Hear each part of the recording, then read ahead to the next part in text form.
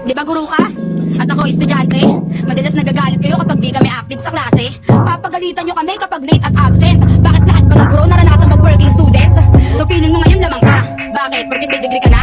May trabaho ka? Bakit porque nagtuturo ka lahat alam mo na? Ba't ganyan kayong mga guro? Nilevel niyo yung utak ng estudyante sa utak na meron kayo.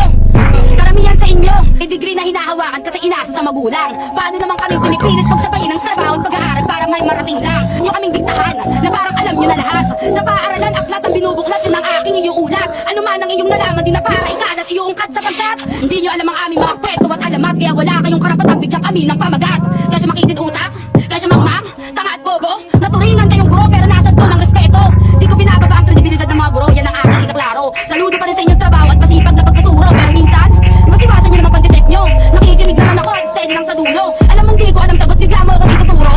Dapat talaga may rules para sa mga mag-aaral na di pwedeng tawagin ng di nagtataas ng kamay. Common sense naman, di na nga nagtaas kamay, matik di pa nila aral. Alam namin pag-aaral ay importante pero huwag nyo naman kaming gawing robot sa klase.